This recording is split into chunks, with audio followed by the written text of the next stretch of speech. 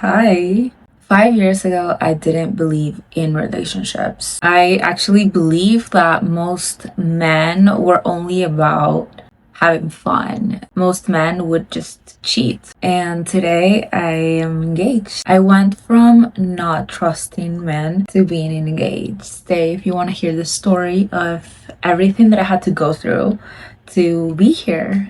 Just to let you know right off the bat, this didn't happen overnight. My relationship with men changed deeply between stages. After being cheated on, learning how to control relationships, and then realizing that control was the exact same thing that was blocking love. So, when I was only 18 years old, I got cheated on. That actually shaped how I saw men.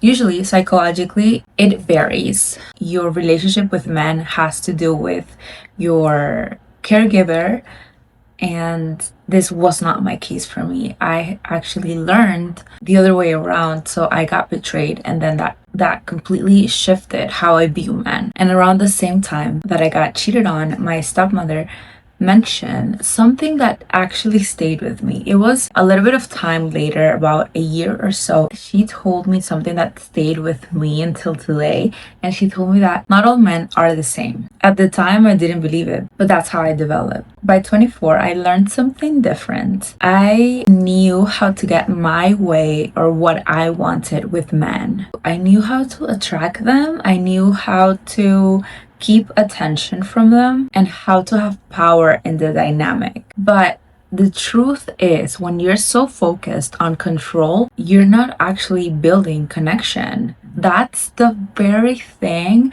that I see women my age struggling. They do not know how to release control. This was the case for me. I have lived experience on the subject. So, oh man, my light died. So we're just gonna continue without light. Around 26, I've moved from places to places. I went to New York. I lived in New York throughout my entire life. Then I moved to Miami, then I moved to Mexico, and then I moved back to Miami. Now I'm in Tampa.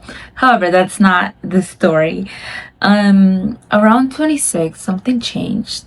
I was just out of a relationship and I just wanted something stable. I wanted something that actually lasted. I didn't want to have control, even though that's the very first thing that I knew how to do, and I knew how that kept me safe. At the same time, that kept me stuck in the thing that I longed for a long time. And that was love. You're supposed to surrender in love. You're supposed to believe. You're supposed to learn to listen. It's not just about getting your way. It's about learning this dynamic that doesn't have to be one or the other, but it's just like a dance. At 26, that was like the turning point. That's when I started understanding something deeper, and my patterns, my childhood wounds, everything that I was doing, how my present was just the result of my lived experience, but how I needed to change. I had to do like a 360 change. I realized a lot about my behavior towards men. It wasn't about them, but just like I said before, it was about protection.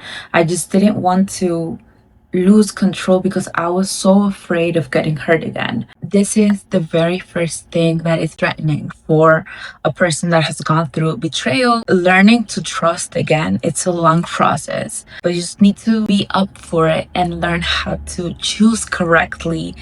Getting to know yourself is part of the big transition of my big change. Inner work started becoming my favorite thing to do.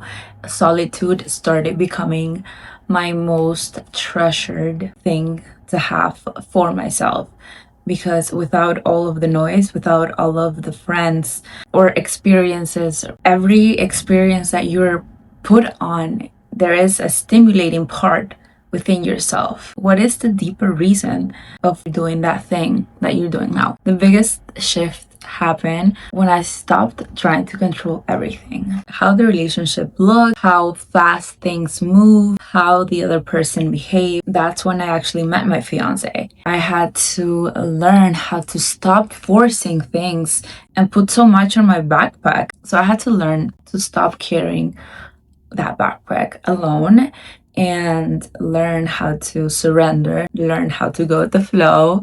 It's really like a lifetime journey of getting to know yourself. Life just keeps going back to your wounds until you have fully noticed them. What I realized, this is something I mention all the time when I do my videos. We are like walking mirrors, and everything that you see in the other person is simply a reflection of you.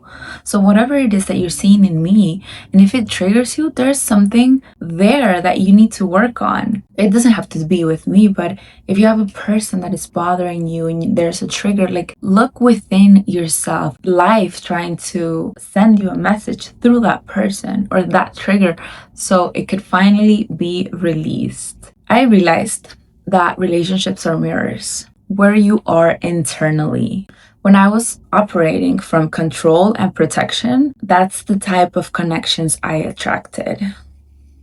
If you feel like relationships haven't worked for you, it doesn't necessarily mean that you haven't met the right person yet. Sometimes it means that you're still healing the part of you that still needs connection. Sometimes it means that you're still healing the part of you that needed protection.